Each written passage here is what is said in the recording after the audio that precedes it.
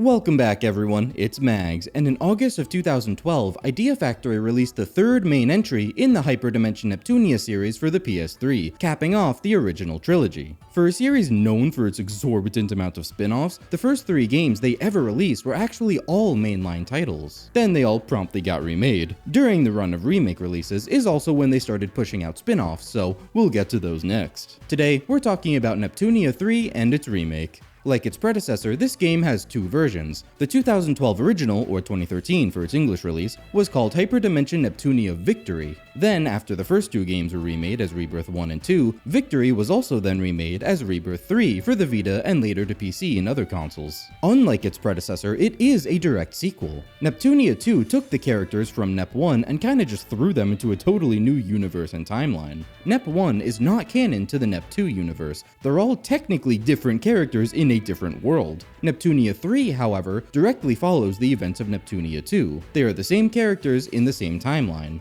And then they're all thrown into a completely different dimension anyway as its central plot point. Both versions have almost the same exact story, but the gameplay and systems are shaken up, much like Mark II and Rebirth 2 before it. It's a generally known thing that the Rebirth games used Victory as a foundation for its combat, so it's a natural thing to wonder, how different can Victory and Rebirth 3 really be then? Well, this foundation was actually only used for the first two Rebirth games. I guess they didn't want Rebirth 3 being too similar to Victory, so they changed up the combat and even UI for that matter into something distinct, which I found really interesting. So, without further ado, let's explore the entirety of Hyperdimension Neptunia 3. We start, as usual, with the original, Hyperdimension Neptunia Victory. Victory in particular is a pretty defining game. The combat truly is one-to-one with Rebirth 1 and 2, and so is the UI. However, there are some surrounding mechanics that are pretty different from anything seen in Rebirth, like scouting, which we'll talk about. But first, the story, which is probably what most people are interested in anyway, because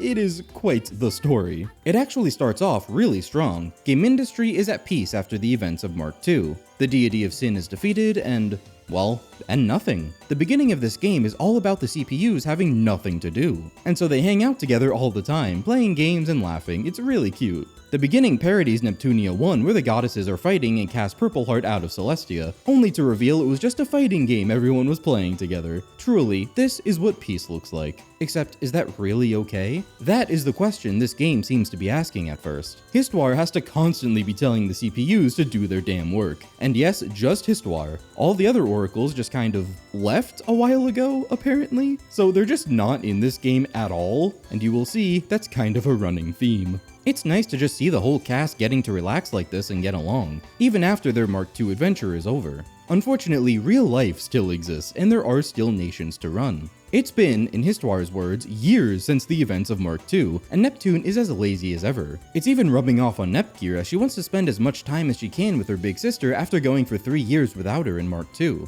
The entire beginning of the game focuses on the issues caused by Neptune's laziness. It becomes more than just a funny character trait, it creates genuine problems for Histoire and Nepgear to see her shirking on every single one of her responsibilities anytime she can. On top of this, the rest of game industry starts questioning why they even need CPUs in the first place if they're not doing anything. Can't they just create their own nation and not have to be ruled by a CPU? Okay, I say all of game industry, but really it's one person who has this mindset, and she's trying her utmost to spread her grand idea to the rest of the public. This person is Ray Wrights. She also gets forcibly fed bad energy juice by a Histoire lookalike, and so is a little bit batshit insane, don't worry about it. The plot is looking pretty cohesive so far. There are negative side effects to complacency, and that's something you don't see touched on a lot. It's causing unrest and doubt both inside the Basilicom's and outside. My only complaint is that it paints Neptune in a little too much of a bad light. She's not just lazy here, she's completely dismissive. Like, she never even tries to not be lazy despite the anguish of all of her friends. It seems like she genuinely just doesn't care that she's causing problems.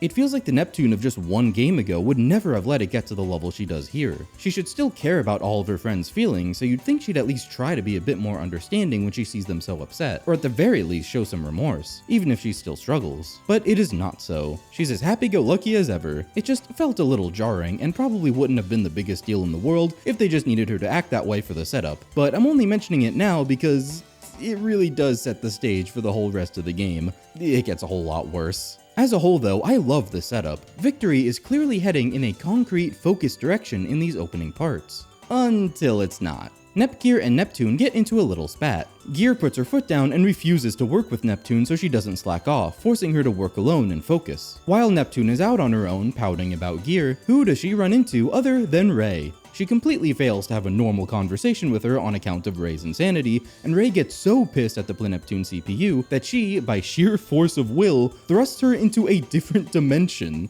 And now, my friends, the actual game starts. The cohesive plot with all those threads and themes it sets up goes completely out the window, never to return. This new dimension is commonly referred to as the Ultra Dimension, and almost the entire game takes place here. Candidates? Oracles? I have no idea what you're talking about. Not only is Neptune one of the only characters from the original dimension who makes it to the Ultra Dimension, but there aren't even Ultra Dimension versions of the candidates or oracles here, except Histoire. It's really just the goddesses. What does that mean? It means we're doing Neptunia 1 again, where game industry is just the 4 goddesses, Neptune is the main character, and you meet the other goddesses one by one and befriend them and go on epic adventures with them. Except saying that's just Neptunia 1 again isn't entirely accurate. If you refer to our handy-dandy release timeline, Victory released before Rebirth 1. And if you want to point out the original Neptunia 1 release, it was not structured like this. The other goddesses are antagonists throughout most of the game, barely showing up until the very end. It's just Neptune, IF, and Kampa who are the main cast. Yeah, note the lack of those two in this game so far too. You don't get that same kind of dynamic that's shown in Victory and Rebirth 1, which means that Victory would be the first time they've done this, actually, where they've put the goddesses front and center as the main cast. Which is a fantastic idea since by the nature of Mark II's story, you hardly saw them for the majority of that game too. So it's about high time they got the main cast spotlight.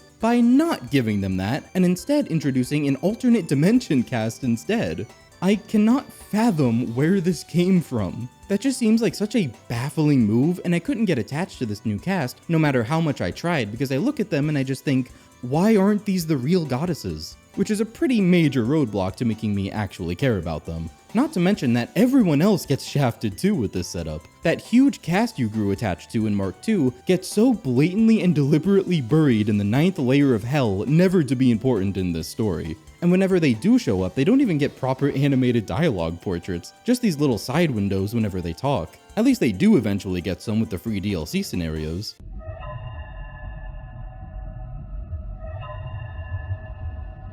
So to get this out of the way, we have 3 dimensions now in the grand canon that is Neptunia. Neptunia 1 is all in its own dimension that has nothing to do with what comes after, called the Super Dimension. Fun fact, the game is actually called Super Dimension Neptunia in Japan, and it's Nisa who changed it to Hyperdimension in the West. Then in Neptunia 2, we're launched into this new canon, which is actually called the Hyperdimension. And now, in Neptunia 3, a portal opens from the Hyperdimension to this new dimension called the Ultra Dimension. Get it, got it, good. Upon arriving in the Ultra Dimension, Neptune comes face to face with Ultra Dimension Noir and Plutia. Who is Plutia, you may ask? You see, Neptune doesn't actually have an Ultra Dimension counterpart like the other goddesses. For all intents and purposes, that role is filled by Plutia, a brand new character. She is Neptune's CPU in this dimension. Nobody knows what's going on, and Neptune has no idea she's in an alternate dimension at first, so they spend like an entire chapter arguing about the dissonance between all of them. We learn that in this world, the nations have hardly even been established yet. Lowee has been the only nation in existence for a long time, with Pleneptune now being newly established, and that's it. No last station or lean box. Yet.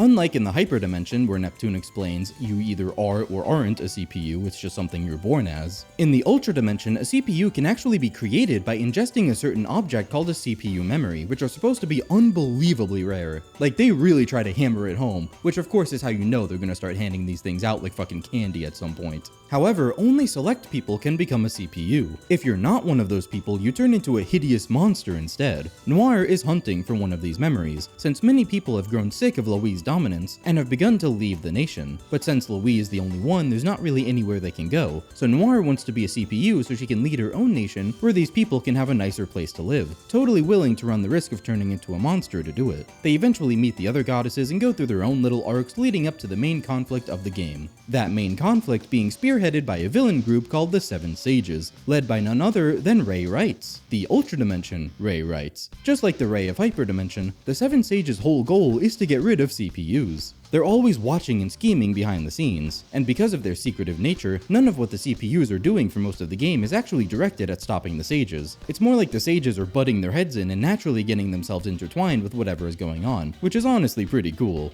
In reality, they're all a bunch of clowns, serving to be 100% comic relief. Even though the CPUs hardly get to learn anything about them, the player sure does. The game cuts to them plotting and scheming all the time, so you always know what they're up to. Because of that, there's a complete lack of mystery or tension, but even so, I honestly really like them. They are just funny. They're all wildly different from one another, and I found myself really enjoying all the scenes where it cuts to them in their lair, arguing with each other about what to do. Copy Paste is a giant robot who's the happiest and most jovial guy in the world as long as he gets to destroy shit. I love him, I would die for him. Abness is a little girl who just wants to protect other children. There's a savvy businessman, hey, one of the only male characters that's literally just a guy in this entire series so far, and of course his name is literally Mr. Bad. There's Ray herself, an anxious and unconfident mess despite being the leader of a villainous organization, and even a couple of familiar faces, R4 and Pirachu, of course, Ultra Dimension versions. It's really refreshing seeing R4 in a group setting after Neptunia 1, where she was basically the sole antagonist. She's often paired up with Pirachu, creating a dream team of fan service for enjoyers of past Neptunia games. Their banter is top notch. I think I actually like Pirachu more here than in Nep 2, and it's really sweet to see how he softens up over time. The last member of the Seven Sages is Anonadeth. Oh boy, Anonadeth. Cool ass name, by the way. Fitting to her name, Anonadeth specializes in brains and espionage more than actual combat, often being the actual voice and direction of the group rather than Ray. One of my huge gripes with Neptunia 3 in general is the way it treats its characters. Flanderization is rampant, and it's clear that the writing prioritizes slapstick comedy over actual character consistency. Anonadeth is a new character, of course, but it's pretty damning when, you feature an openly queer and gender non-conforming character just to make them a massive creep and have half the punchlines be at the expense of their gender identity. Certainly not a good look, and totally ruins what otherwise is a really fucking cool character. So, with that in mind, I want to circle back around to the whole treatment of Mark II characters thing, because even the ones that are still main cast members were treated in such a baffling way. I did say that Neptune was almost the only one to cross the dimension line. Minor story spoilers ahead, be warned. That is because there is another who makes it over as well, and that is Nepgear. She does get a full animated portrait and is part of the main cast, which is great. Except Nepgear makes it painfully clear that Idea Factory or CompileHeart or whoever really were just embarrassed about Mark II. You see, many of the criticisms levied towards Mark II on its release was a double whammy between the lack of Neptune and Nepgear herself just being a boring protagonist, which personally I do not agree with at all. I love Nepgear, I will protect her at all costs, but they really took these criticisms to heart. It's widely speculated that that's why Neptune is so prevalent in this story, with so much of the existing supporting cast being stripped away just to make sure of it. In the series' pursuits of all things parody and referential humor, they take things way too far and begin riffing on themselves, addressing real-life public opinion towards their work, which hardly ever works out for anyone, mind you, and nowhere is that more apparent than the diabolical treatment of Nepgear. From frame 1, Nepgear's one-dimensional character trait is being the boring one, and the gag is that she's always left out. You know, Neptune's beloved little sister that she loves very much, who saved everyone in the last game? You would never know any of those things from looking at Nepgear in this game. She's turned into a complete punching bag with even Neptune playing into it, and there are multiple moments where they basically look directly at the camera and apologize for Nepgear's existence. And Nepgear is, understandably, incredibly insecure about it. That's supposed to be part of the gag, that she's really sad and mopey, which just comes off as in such bad taste. It just makes me feel bad for her. There's this one side event where she wants to vent about it to Vert, but the joke is that as soon as she mentions that she was the protagonist in the last game, Vert can't stop laughing about the very idea. Blonde joins in, and they both eventually do try to reassure her, but then it ends with a cynical meta comment where Blonde mentions the possibility of Nepgear being dropped completely in the future. It's just embarrassing how much they feel they need to play into their own perceived failures. It gives the same vibe as that one Sonic the Hedgehog 25th anniversary video that Sega made, where it went over the brief historical timeline of mainline Sonic releases with a cool positive blurb about each one, you know, just as a celebration. Except for Sonic 06, where they just put up the fucking now loading screen. That's basically the entirety of Neptunia Victory. She also gets this weird character trait of being obsessed with Neptune and needing to be around her at all times or else she can't function. Like, she has an extreme fear of being abandoned by her, It's not like an entire part of her character in Mark II was learning to be confident on her own or anything. And of course, nobody actually takes this seriously, and her depression is just another thing for others to make fun of her for. Her dearest, sweet sister Neptune only lets her join the party so she doesn't get mopey again, which Neptune nearly says verbatim. And that's after an entire scene where Neptune treats saying "I love you" to her sister as a last resort just to cheer her up, to which Nepgear gullibly perks up immediately. Not because, Neptune actually means it or wants her there or anything. That is Neptune and Nepgear's relationship in a nutshell in Neptunia 3. At least one person around here has some sense. But I haven't even gotten back to Neptune herself. You know how I said Neptune gets worse? That's because, again, nearly the entire game takes place in the Ultra Dimension. Neptune is forcibly ripped away from her home and everyone she holds dear. For years. There are multiple very large time skips in this game. At some point, the planet Neptune Basilicom becomes a daycare for these 3 babies who are away from their families, and over the course of the game, they grow into whole-ass adults. It's been so long that Neptune practically helps raise children throughout their entire childhood and young adulthood.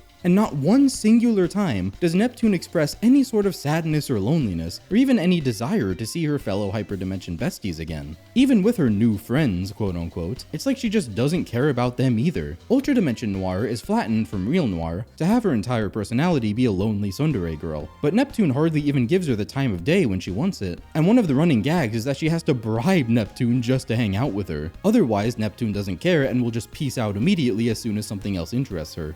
And when Neptune does see her real actual hyperdimension friends again, like when Nepgear joins the group, there's no touching reunion or warm greetings. Neptune just does not care about anything or anyone in this story. It's actually unnerving. Like she's some kind of sociopath, and I don't say that lightly. That is her entire character in this game. It just makes her into a very enraging protagonist because you just can't agree with her or her actions. She doesn't try to be a better person, she doesn't take anyone's feelings into account, she quite literally just does whatever the hell she wants, even if it's just straight up rude to everyone around her. As long as she's having fun and horsing around, that's all that matters. And yes, I did just breeze over the fact that they literally raise children in this game, so let me circle back to that right now. Why yes, that is IF and Compa, why do you ask? This is where Child IF and Child Compa come from when you see them as DLC in the Rebirth games. They're the Ultra Dimension children. But then there's a third child, Pishi, a brand new character who's really adorable, I love her. And Neptune did her so dirty. The absolute worst thing Neptune does in this game, in my opinion, involves Pishi.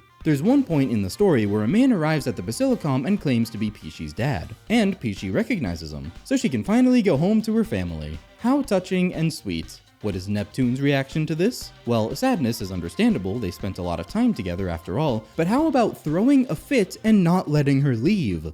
She gets in a genuine fight with this 8-year-old because she's mad that she gets to live back home instead of living at the Basilicom to play together. That is some genuine villain shit. And that's it. Pishi does leave in this scene, and now Neptune is on extremely bad terms with her, for maybe the dumbest reason of all time. It's a perfect example of Neptune's entire attitude in this game. Literally all she cares about is playing around at the expense of everyone else. That is just not Neptune in any way. It's like her new outfit in this game, which is amazing by the way, possessed her and changed her personality like the fucking Green Goblin mask. Do you see what I mean about this game not caring about character consistency? And while we're on the subject, their clear favoritism of Neptunia 1 and disdain for 2 comes out in yet another way. They screw with the canonicity with their meta comments, which make absolutely no sense unless you purely view them through the lens of trying to harken back to the Neptunia 1 days. For one, their relationships with R4 and Pirachu are all out of whack. When Neptune first encounters them, she says Pirachu looks vaguely familiar, and that's all. That makes sense since Neptune didn't have much interaction with him in Mark II. At the same time, R4 has some unexplainable hatred for Neptune. Obviously this doesn't make logical sense, but it is a silly and satisfying reference to their relationship in Neptunia 1, and doesn't have much bearing on the plot itself, so I think it's neat.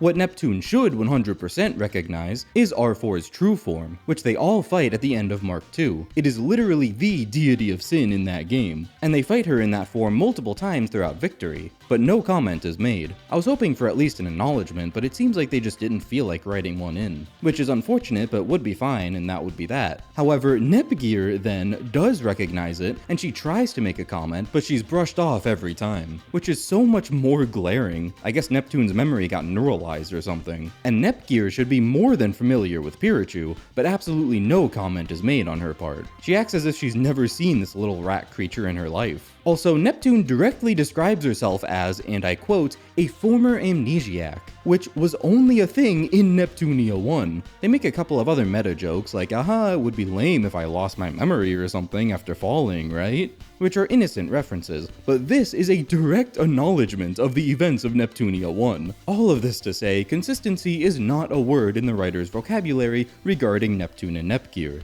There are so many little things that don't add up in a way that's very distracting. Thankfully, they don't have to worry about that as much with the other main cast members, because technically they're all new. Even the ones that aren't new, are new, because they say so. It's the Ultra Dimension, baby. Plutia gets my stamp of approval. She's cool. She's just as ditzy and lazy as Neptune, if not more so, and always sleepy. Her favorite hobby is taking naps. She's just like me for real. And she always talks in that sing-song tone like she's on the brink of dozing off. She's super gullible and will just about go with the flow on anything. Honestly, I just think she's really funny. She hits the certain kind of humor that I can appreciate, where she just kinda stands there and nods along to the most absurd shit thrown her way. I would say it's really sweet how well she and Neptune get along, because they basically become best friends, but wow, does it come off badly seeing Neptune like that with someone she just met, while actively blowing off all of her old friends, and even her own little sister who's right there and begging for her attention. Neptune's just an asshole in this game. Plutia and Neptune feed into and enable each other's laziness, but in the case of Plutia, it's more forgivable because she's new, and there's not that sense of character assassination that comes with it. Also, with the way she's written, it comes off more like she just genuinely doesn't know any better. It suits her more because she was actually written with this behavior in mind. Now, all of this is just about Plutia herself, non-transformed Plutia. If you know only one thing about Neptunia 3, it's probably her CPU form, the character that dominates the public image of this game, which is fitting given that's her whole shtick, Iris Heart. Iris Heart is the new CPU on the block, the star of the show, the promo piece for Neptunia 3, and I, surprisingly, don't have that much to say about her, despite her very eccentric personality. She's basically just there to be the most blatantly horny bait character to ever horny bait, which is fine, I don't care. For those she appeals to, I love that for you. She is a total dominatrix where every word out of her mouth is an innuendo. Her thing is that she's incredibly out of control and legitimately eager to sadistically hurt people. And she does. It's sex. The joke is sex. That's Iris Heart. I don't have a problem with that, in theory, but the way she's handled follows a very similar theme to Neptune's entire attitude, where she just doesn't really have any situational awareness or nuance. And by that I mean she treats everybody the exact same, with her sadistical nature no matter the situation or who she's talking to. In some places it just feels out of place and like a one-note gag, but also this can include small children. Yeah, they unfortunately dip their feet into not so great territory in this game, and of course it's all just played for laughs. I don't see this as a fault of specifically Iris Heart as much of just a byproduct of the writing of this game as a whole. It falls in line with the general idea of humor at any cost. Mostly though, the punchlines surrounding her are along the lines of, are we really sure we want to let her fuck someone up in this situation? Because they will get brutally fucked up. Eventually, Plutia's personality starts blending a little with Iris Heart's personality, which does lead to some cool characterization of Plutia being ditzy on the surface but terrifying underneath, not just when she transforms. And honest to God, that's a lot more interesting. If she was just like that always, I think I would like her a lot more. I will say though that the running gag of Iris Heart just being terrifying to everyone around her is pretty good. At first, I really liked how they handled the Ultra Dimension versions of the other goddesses themselves in the beginning. It seemed like they were trying to expand on their base personalities and explore them more deeply. In particular, Noir is genuinely lonely and appreciated having Neptune and Plutia around, even though she's always complaining about how loud they are. She has some touching moments where her facade cracks and she misses them or feels bad about not talking to them for a while. It's really sweet. Also, her and Blonde have a really entertaining rivalry going on, where they're always teasing and poking little jabs and pranks at each other, and always trying to one-up each other. It's funny and adorable. They'd both rather die than say a single nice word with or about each other. But in the end, the Ultra Dimension goddesses actually just end up being more watered-down versions of the originals, just taking some core personality traits and exaggerating them more. So, I don't know, the strongest feeling I ended up with regarding them is, why do you exist? Vert's two main gags are constant boob jokes and trying to steal Nepgear as a little sister. That second one is actually pretty funny at times, but it feels like it would have been more fitting for, you know, actual Verts. The one other positive I can say about the nations and goddesses is that the Ultra Dimension is implied to be, or maybe is pretty explicitly, in the past, hence the nations being brand new, IF and Compa being children, etc. That doesn't have much bearing on the actual plot, but it does allow Neptunia to parody a different era of the game industry. The very beginning of the console wars. Lowee being such a dominant nation is reminiscent to how dominant Nintendo was in days past, and they make endless jokes about their practices, from outdated hardware to exclusivity. And Blonde will hear none of it, being very insecure about it and totally stuck in her ways. Planeptune is newly established, and it's often remarked as being not very threatening to Lowee. Obviously, this is just from Japan's perspective, it doesn't necessarily correlate to every part of the world. However, when Noir becomes a CPU in Charter's last station, it poses a serious threat to Lowee, hence her pride and her and Blonde's rivalry. It's all just tracing the roots and evolutions of the different consoles, and I think that's pretty cool. I don't have too much of a problem with the actual plot itself outside of the Ultra Dimension's existence in the first place. The actual story it tells is definitely messier than the prior two games, but it's fine enough. And I actually really like how ragtag the Seven Sages are. You learn over time just how different they are, having been cobbled together on a whim by Ray, and what their real personal goals are, which I think makes them really interesting as individual characters. Where the story really fails for me is just how flanderized and one-dimensional the characters are compared to their prior appearances. In the previous games, there was still a ton of good humor and an air of silliness, but the characters still felt like real characters. They were treated with seriousness and respect, acting in a manner that makes sense for them. When it comes to Neptunia 3, the characters are completely nonsensical. It's a jarring shift that doesn't make any sense when you're using already established characters. I think I would have been warmer towards it if they really did just reboot the entire timeline like they did with Neptunia 1 and 2. So the story of Victory didn't land for me. However, when it comes to the actual gameplay, well, I want to say it's right up there with the others, but you know what? Maybe I should be a bit harsher, because this was the first game to actually introduce the combat systems that would be put into Rebirth 1 and 2. AP is totally gone for the first time, the EXE drive was introduced, and, well, I already talked about Rebirth 1 and 2, so I'm not going to go over everything again, and I legitimately can't think of a single difference in terms of combat between those and Victory. The combo system, EXE skills, EX finishers, even Lily ranks, it's all here, and was virtually untouched. Generally, I liked Mark II and even the original HDN's combat more, mostly because of the AP system, so if I'm gonna crack down on any game for moving away from it, it should be the one that started it. It's still fine on its own though, and I'm super used to it by now, having already played Rebirth 1 and 2, so I'm not gonna waste much breath on it. Those Rebirth games even use nearly the exact same UI as Victory, making all three of those games very samey. That UI is great though. The presentation of this game in general is really neat. They really found their footing with this one with the bright color palette that's come to be expected of the series. Also, the nations each have entire hubs where you can select all your facilities from, not just a simple menu. So each nation has their own design with all their NPC chibi citizens hanging around with little dialogue blurbs. It's adorable. There's actually 2 hubs per nation, because inside of each, the Basilicom itself is its own hub, where you'll find the main cast themselves and some other facilities. It's like Chirper in Mark II, but applied to the whole nation. And just like Chirper, the main cast in the Basilicom can trigger special side events, just silly interactions between the characters that pop up every chapter, which I always love. There's also a specific kind of event that you can view in each chapter, starting with Chapter 2, Nep Station. These are really cute and funny events where different pairings of characters will host news shows. There are 3 that pop up each chapter, one general story coverage show, then Wallet Crusher Nep, where you'll be offered a bundle of items for a discounted price, and the Million Nep Quiz, where you'll be asked 3 Neptunia related questions for an item reward for correct answers. If you answer every single question right in every Million Nep show throughout the game, you get 1 million credits. There's also an automatic Nep Station event between every chapter to give you a little break from the story. What makes these ones different though is that this game rates you. After every chapter, starting with Chapter 2, the game gives you a score in 4 different categories from 1 to 10, with a maximum total score of 40.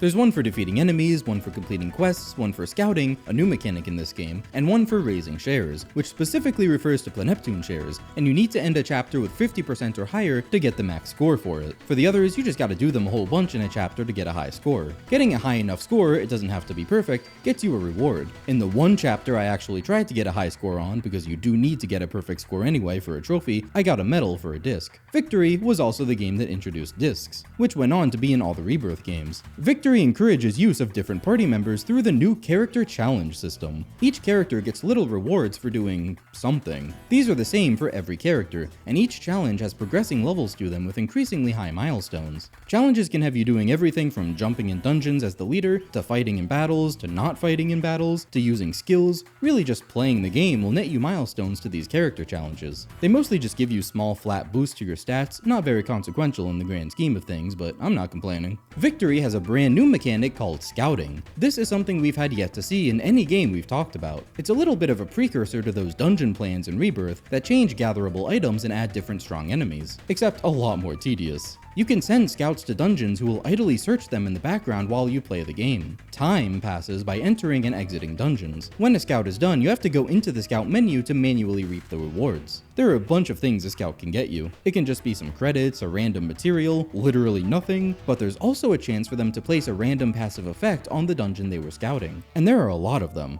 There's one for increasing the amount of experience you get in the dungeon, increasing item drop rate, and more. And, of course, there are the aforementioned change items and change enemies effects. Before the effects are placed, you'll be asked if you want to trust the scout's report or not. You can only have one effect on a dungeon at a time, so this functions as a yes or no, where distrusting won't place the effect, so you don't have to override the one that's currently on. However, for quantitative effects like item drop rates or experience modifiers, trusting the report to put the effect on also has the chance to modify them downwards too, not just upwards, so it's a risk.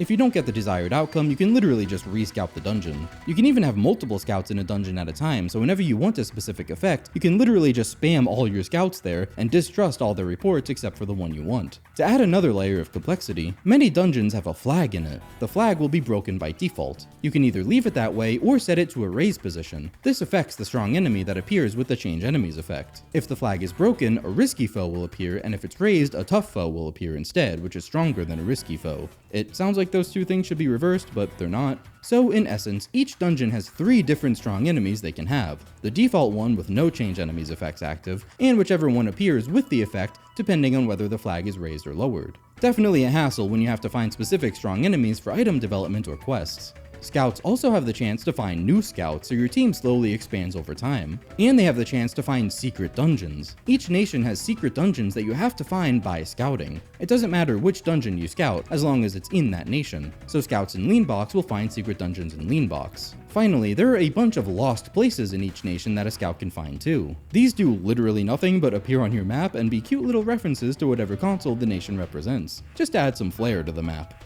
It's a pretty neat system that's unfortunately a pain to use effectively. Whenever you want a specific strong enemy, you have to manually go into a dungeon to change the position of the flag, and then for any kind of effect, manually send all of your scouts there, which is a ton of menuing. Then go in and out of dungeons a few times until you can get their reports. You can auto-dispatch, which means they automatically go back into the dungeon once they're finished, so that's nice. But the initial setup every time you want to send them somewhere gets pretty tedious. Speaking of extra dungeons, there are actually 2 other continents that open up throughout the game besides the main 4 nations. They don't have anything to do with the main story, they just contain extra dungeons for the hell of it. There's the Hello continent that opens in Chapter 4, and the PC continent that opens in Chapter 5. They just kinda exist. This game still has item development from Mark II, where you can use materials to craft items, and once you craft an item once, it also gets added to the shop so you can buy them for credits instead. For whatever reason, Victory also has one singular key item that's craftable, which is more like a passive effect you get once it's crafted. It's called Jumping Star, and hey, that should look familiar.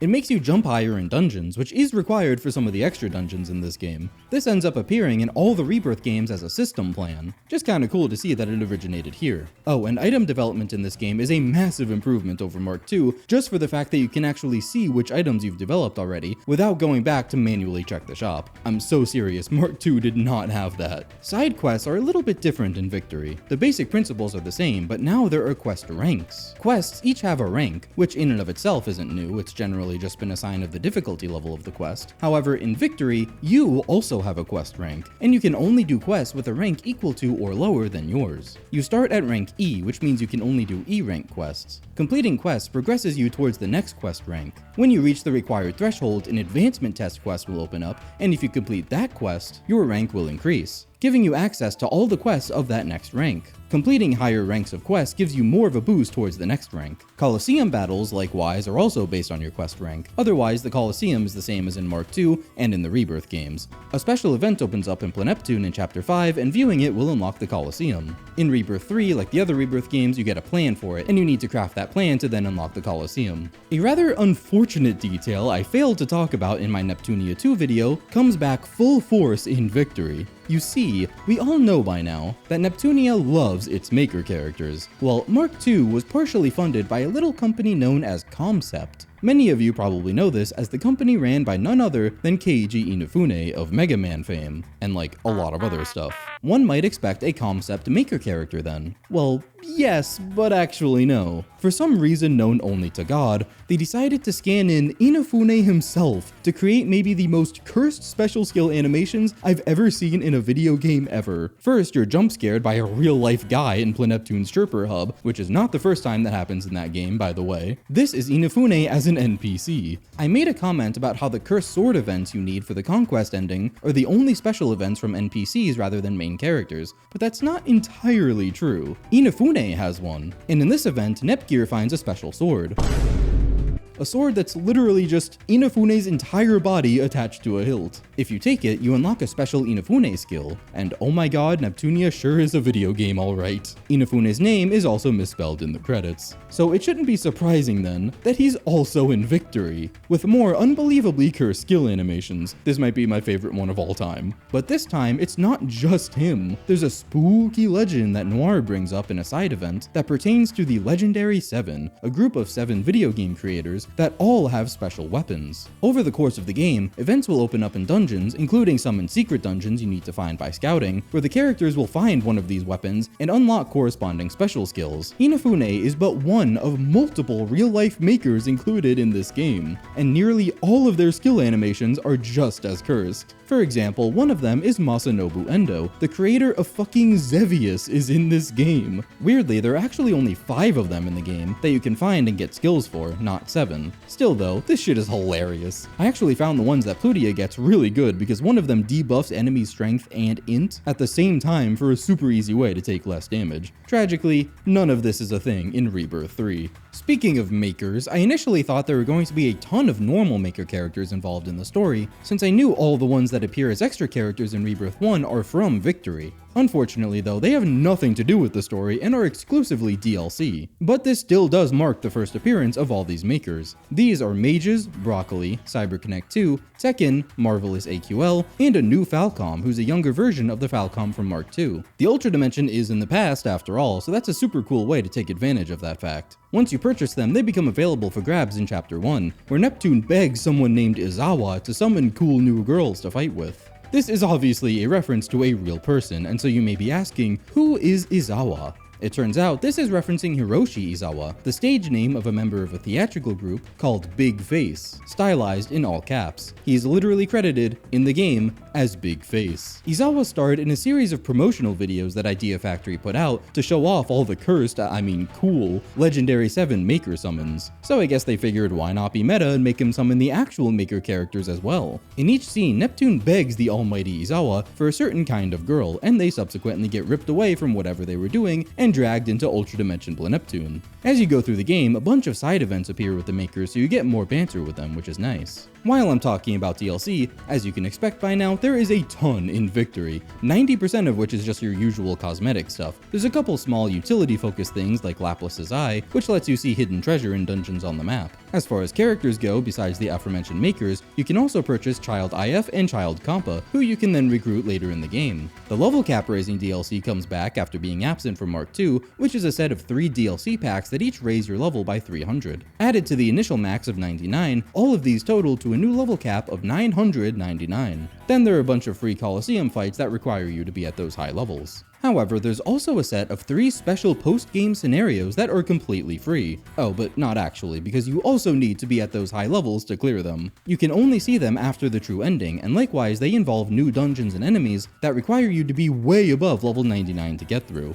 They're just cute little side stories, and I'll be honest, I did not do them in Victory, simply because leveling past 99, especially all the way up to 999 in this game, is a monumental pain in the ass. They were also included in Rebirth 3 anyway. Neptunia Victory has 3 endings, and hallelujah, shares don't matter at all for them. Shares are still a thing and work the exact same way as usual, with your primary ways of manipulating them being Coliseum fights and side quests. They don't always stay the same as you left them though. They move to a fixed distribution each chapter to reflect the current state state of the nations in relation to the story, which is actually pretty cool. Shares don't matter one bit for any content. They're really only there as a story device. Also that one chapter rating category, but I digress. There's the normal ending, the good ending, and the true ending. As usual, the normal ending just plays if you haven't met the requirements for the others, and you get it in chapter 8. To get the good ending, you have to collect a set of key items you get from side events that open in chapters 5 and 6. Honestly, you have way more of a chance of getting the good ending accidentally than the normal ending, because you'll get these key items simply by just watching the side events that show up in Neptune. You basically have to actively ignore them to miss out. The good ending launches you into 2 extra chapters, ending at chapter 10.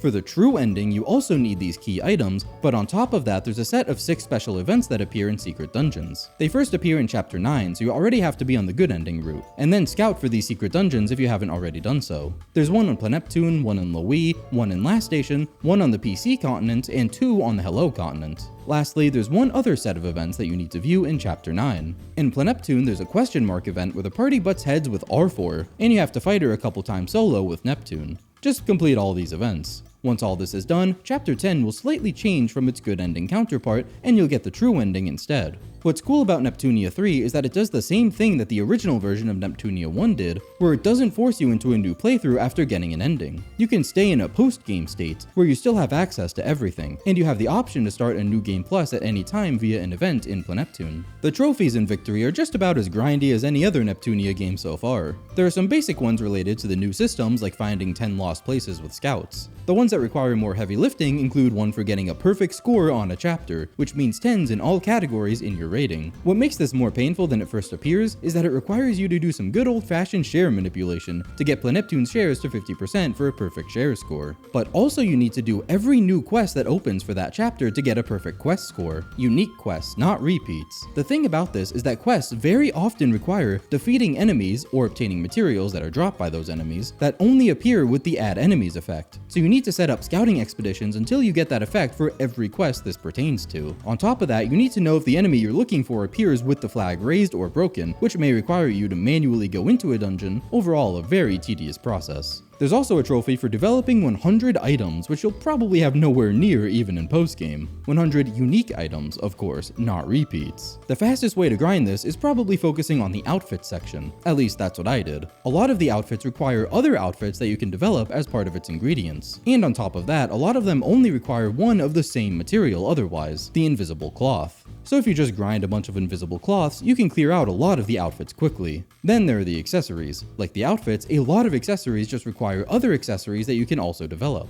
After developing, you can just buy them from the shop to get more. There are 10 trophies for maxing out every single party member's Lily rank with every other party member. Thankfully, this doesn't actually mean a max rank, which is 10. You only need to get to rank 8 for the trophy, which is when the symbol becomes this pink happy face. And this actually isn't quite as bad as it sounds, although it's still maybe around a 3 to 5 hour affair. Lily ranks are just raised by characters fighting together. There aren't any tripper events or other big sources of Lily ranks, like in Neptunia 2. It normally takes a lot of fights to raise a rank, but if you equip a disc with a Lily rank growth level 5 chip on, it only takes around 10 battles or so for one rank. And by nature of the party formation system, you can raise 4 at a time. I equipped all 4 frontline units with the Lily rank growth chip, and just grinded out a Coliseum battle that I could clear quickly. Since Lily ranks automatically go both ways, you only have to raise each pairing of characters once, so the pool of Lily ranks you have to raise diminishes quickly. There's a trophy for getting to quest rank S, which really just amounts to grinding a ton of quests. Repeats do count towards quest rank advancement, thankfully, but it takes a ton of even rank A quests to hit rank S. Of course, there's a trophy for getting everyone to level 99. Some secret dungeons you can scout for in the very last area of the game get you some pretty good experience. But even then, grinding in general in this game is so much more difficult than it was in the others. Okay, maybe the original Neptunia 1 was actually on about equal footing with this, especially when it came to leveling to 999.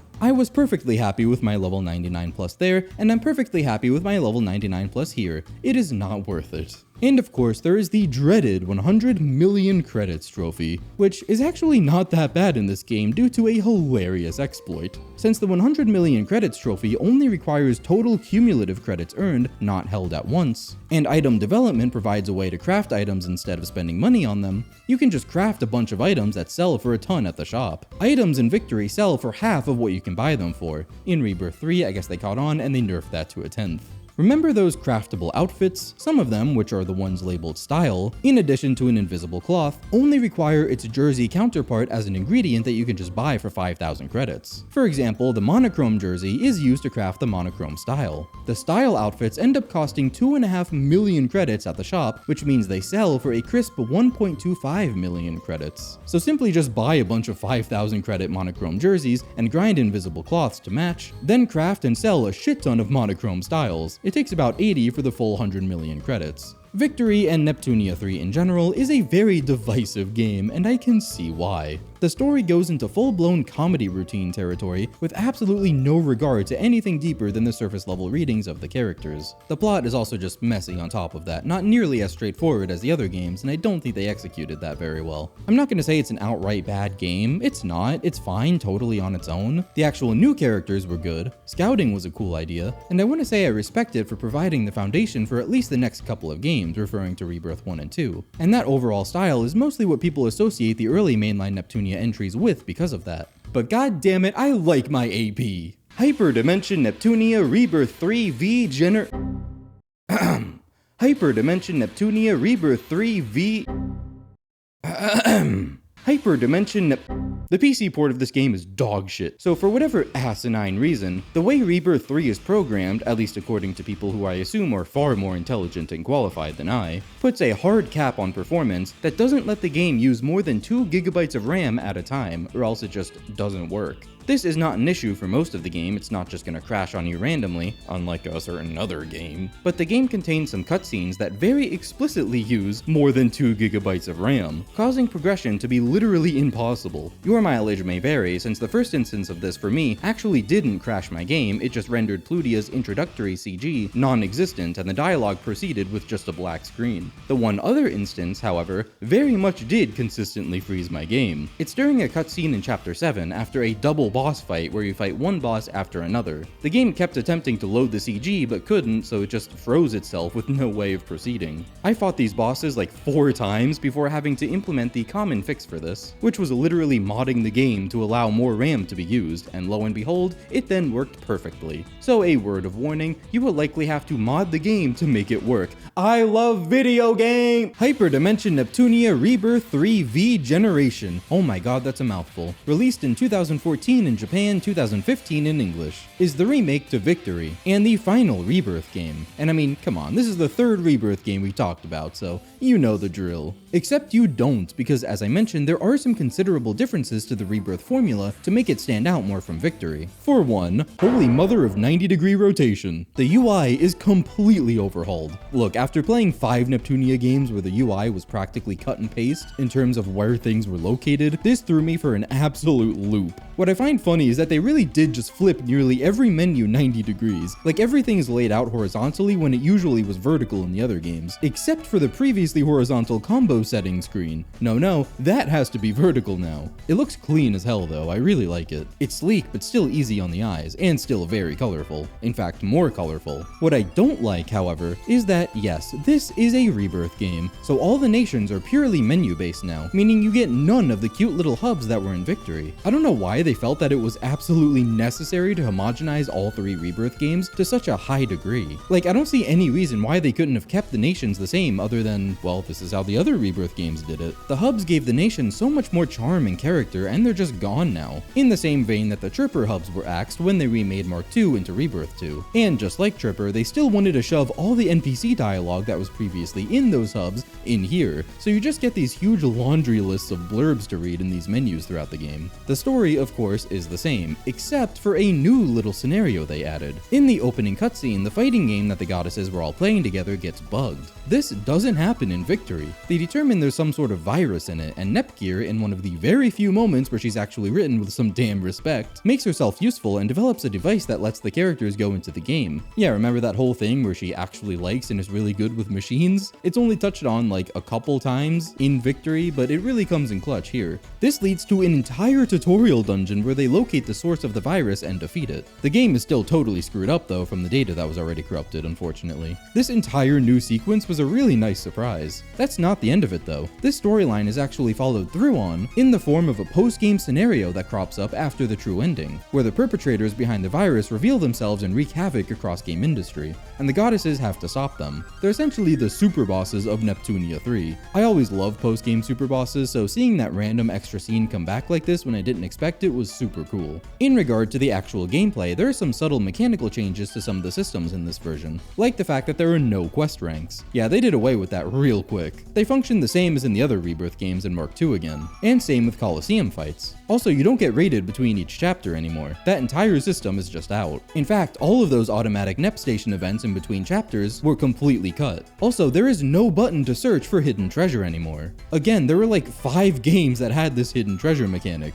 but you no longer have to mash that button at all times, which I totally still did out of habit for like 90% of the game, even though it does nothing. Hidden treasures still exist, but now they're in the form of hidden blocks you can hit with your head by jumping. Obviously parodying Mario's blocks, which is really cute. Much better than the plain, bland orbs. Since there's no search function to reveal them, they're ever so slightly visible in their blurred transparency, so you really need to keep an eye out for them, until you get the Laplace's Eye system plan, that is, because yeah, that's in this game too. You can hit each block multiple times, and when you don't get an actual drop, you just get some credits instead. Like, a lot of credits, actually. And unlike Hidden Treasure before, there are multiple hidden blocks at fixed locations in each dungeon, with the only RNG element just being what they actually drop when you hit them. So they're piss easy to keep farming for credits by exiting and re-entering dungeons, because they do reset when you exit. They even drop more credits in later dungeons the farther you get into the game, trying to scale with your progression. So they're always a good way to just farm some credits if you want. Those combat changes I mentioned? Okay, the combat is still very similar to Victory and Rebirth 1 and 2's, but with 2 significant changes. The smaller one is that when a unit is downed, they don't actually get skipped in the turn rotation. You'll be given the opportunity to switch them out with whoever's in the back on their turn, which is really neat and gives you more options for strategy and survivability in battle. The more major change is that the EXE drive is no more.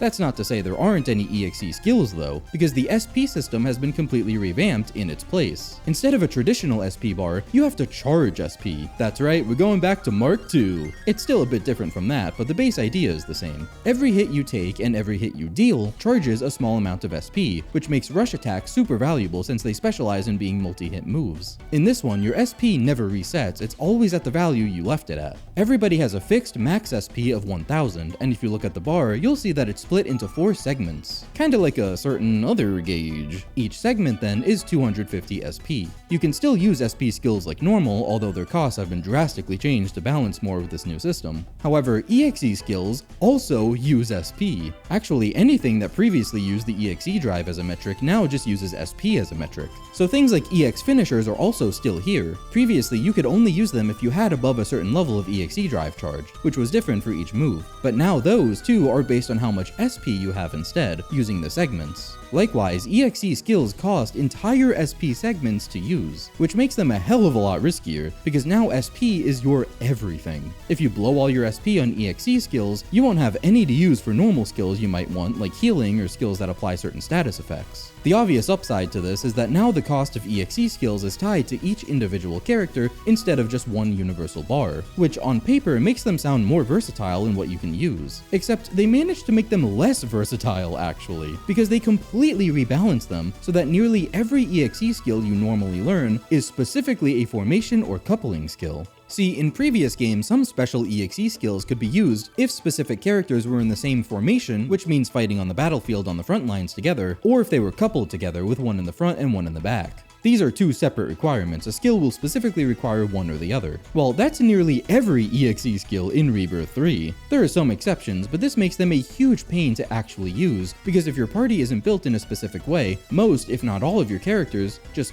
can't access any of their EXE skills. You need to be extremely deliberate with your party setup just to be able to use them reliably, which of course is then going to affect the entire rest of your strategy and what you can do in battle. On top of this, formation and coupling skills cost SP for all party members involved, not just the person using it, only adding more to their cost. Something about it just made me never want to even try to use them, even if they were still pretty broken at times, because I just couldn't be bothered going through the setup and wanted to conserve my SP to do literally anything else with it. But again, there are some exceptions, like some characters do get an actual non-formation or non-coupling EXE skill very late into the game, and let me just say, Neptune's carried me through the endgame. But there is another way to get a normal EXE skill on everyone, and that is actually through character challenges. Of course, the character challenges introduced in Victory carry into Rebirth 3, but the rewards for them are tweaked so they're actually more useful. Specifically, many milestones will give you plans. That's right, it's a Rebirth game, so the whole thing now revolves around plans. There's an entirely new category of plans in this one called Character. These plans directly improve your units, incentivizing you to focus on different ones throughout the game and fulfill the challenges. Some character plans just give you significantly bigger stat boosts than the normal challenge milestones do, but some also give the units new abilities, like giving them a normal EXE skill. For that one, it's the milestone for using 200 special skills in battle, so not the most convenient thing to grind for, but it's there. There are also ones for giving you a 5th combo slot for each of the 3 attack types, which is huge actually. Not all of them are gotten through challenges, they can come from all sorts of other places too. But it is a really neat way to add more utility to the character challenges. Guys, the character challenges are really important, you don't understand. The character plan that lets you look at their model at a lower angle than normal is critical to our game. Plans in general are much friendlier to deal with than they were in Rebirth 2. All the usual suspects are still here, such as system plans for the same kinds of things, like Jumping Star, strengthening and weakening enemies, insta-killing lower level enemies, and hell yeah, the symbol attack gains plan is still here, where you get battle gains for said insta-kills, and it's just as abusable as before. And then there are also the battle plans for raising the damage cap, escaping anywhere, yada yada, the usual. Yeah, they really did just make all the Rebirth games like 90% the same. There's of course your item plans category to craft plans to unlock items in the shop. The dungeon plans though are interesting. Every single Rebirth game handles these differently. One of the reasons why plans were such a pain in the ass in Rebirth 2 was because of changed dungeon plans, which changed every single enemy type in the dungeon, therefore coming with its own host of new material drops from those enemies. Dungeon plans required multiple materials each that came from all sorts of places, which locked you out of crafting them until you could craft other dungeon plans that provided the enemies that you could get those materials from, and around and around. Rebirth 3 heavily streamlines this because dungeon plans in this one typically only require one material type, and changed dungeon plans don't actually change every enemy anymore, so most enemies are readily available instead of being locked behind other plans. There are 2 dungeon plan types in Rebirth 3, Change Dungeon and Big Dungeon Change. Yes, it's literally called Big Dungeon Change. These actually just mirror the flag effects from Victory, where the enemy change effect would give you a different new strong enemy whether the flag was raised or lowered. In Rebirth 3, flags don't exist. The dungeon plans effectively replaces them. Change Dungeon replaces the normal strong enemy with a risky foe, and Big Dungeon Change replaces it with a tough foe. Nice translation of mechanics. But if these dungeon plans are how you get those enemies now instead of scouting, what did they do with scouting in this version? Stella's Dungeon is back. This is related, I promise. Thankfully, it's not nearly as unreasonable as in Rebirth 2. Hell, I didn't try seeing if the time travel thing even worked because I just didn't need it. I mean, when I started my New Game Plus runs, I also had the DLC enabled, which trivializes it in the same exact way Rebirth 2's DLC did, but still, it's way more practical. Stella's Dungeon is mechanically the same as it was before. It's an idle RPG that runs in the background while you do other stuff. She picks up loot in the areas she explores, including equipment that you can then put on her when you send her back out. Each area you can explore has a set number of floors. Each floor takes a certain amount of real time to explore, and the area is considered complete when you explore the last floor. The kicker is that every time you send her out, you have to start from the first floor of the area, so to complete an area, you have to be able to clear all the floors in one go. If Stella dies, however, you lose everything you had equipped on her, so you need to be careful how high you decide to climb. You can't bring her back early once you send her out. Here's where it differs from Rebirth 2. The areas aren't based on real in-game dungeons. The entire place you're exploring is all part of one Stella exclusive dungeon, the almighty Neptral Tower. So an area, quote unquote, is just a block of floors in the tower. You start with area 1, and once you complete it, you get a plan for a key to the next area. You can only unlock each area by crafting the plan for its key. There are 20 areas in total, and they don't take nearly as long to fully explore as the dungeons in Rebirth 2 did. In regard to the equipment you can put on Stella, it's the usual stuff like swords, armor, accessories. Hey, wait a minute, there you are, you sneaky sons of bitches. So scouts are tied to Stella's dungeon. You can choose a scout to go with Stella when she ventures into the Neptral Tower, and they function like a piece of equipment, giving her passive effects depending on which scout she's with. The only difference is that when Stella dies, you don't lose the scout forever, that would be horrible, but they do get stranded on the floor she died on, and the only way to get them back is to reach that floor again. So instead of scouting specific in-game dungeons, you send Stella out into Neptral Tower with scouts to get all your little goodies instead. The dungeon effects scouts could give you in Victory are no longer in this game, it's just the dungeon plans now. But they can still bring back good items when Stella returns depending on the area you're exploring, like materials, idea chips for discs, and even other plans. Actually, some very good and important plans, including the Simple Attack Gains plan from Area 17. So Stella's dungeon is not only easier to manage, but a lot more useful. You want to always be running Stella and progressing the tower to get all the rewards and plans possible to not miss out on anything good. And just like in Victory, scouts can still find other scouts, so the more you use them, the more of them you'll get. They can also still find lost places when they return, and they'll appear on your map. They're a little more useful here than in Victory because they'll give you some items one time after you find them. Yeah, okay, they still don't do shit. The same DLC exists in Rebirth 3 to trivialize Stella's dungeon. The DLC pack Histy's Emergency Aid Plan adds 3 easy-to-craft plans to the game, 2 of which are Fellis Express and Fellis Insurance. The first makes it so that each floor only takes 1 second for Stella to climb, and the second makes it so that Stella never loses any of her equipment, even when she dies. That also goes for scouts never being stranded. The third plan in this DLC pack, by the way, is Super EXP Up. Oh, and new to Rebirth 3, there's also a DLC pack that gives you a ton of strong extra scouts, making Stella's dungeon even easier. As for the rest of the DLC, it's about what you'd expect by now, a mix between the original DLC from Victory and the DLC that's been consistent across all the Rebirth games, like Histy's Emergency Aid Kit. Of course, there's a DLC for raising your level cap to 999, other returning Rebirth DLC includes the Lily Dungeon to help you raise your Lily ranks, and shares quests that help you move shares around easier, which I'm so glad to say I never had a single reason to ever use in this game. Returning DLC from Victory includes all the new makers that were introduced in Victory, plus Child, IF, and Compa, of course. But then there are new DLC characters that weren't in Victory, like normal IF and Compa, Uzume, the 4 Oracles, and a few other past maker characters, Red, 5PB, and Cave. That's a pretty stacked DLC cast. Those 3 extra scenarios that are available after the true ending are also in Rebirth 3 as DLC. And you know, I still didn't finish them to completion even after leveling to 999 because they're hard and the burnout of these games was catching up to me. One scenario includes a mysterious town on the PC continent that only allows 18+-year-olds to enter. Of course, the joke is that only Vert qualifies because her breasts are just so enormous and everyone needs to know it. One of them sees Uni possessed by a fucking telephone landline, which is infinitely funnier. And the last and hardest one has the party looking for treasure after Ram and Ram find a treasure map in Blonde's room. There's also a completely new DLC pack called Nepucation, which opens a series of events throughout the game where Neptune talks directly to you, the player, and you build a relationship together, like short conversations where she'll confide in you and tell you how special you are. I have no idea why this exists, it's incredibly bare bones, but it's just weird enough that I've gotta respect it and kind of love it for that. It's like a pseudo dating sim, so hey, if you're itching to see some scenes where Neptune gets affectionate with you, this is your DLC. Let's be honest, that's really why it exists. The achievement list is extremely similar to Victory's. Getting everyone to level 99 is more or less the same process, but much easier thanks to the Simple Attack Gains plan, making you able to insta-kill encounters. Also, if you want to use it, there is also the Super XP Up DLC plan. That one is borderline required if you want to level to 999 though, which makes sense because the level cap raises are also DLC,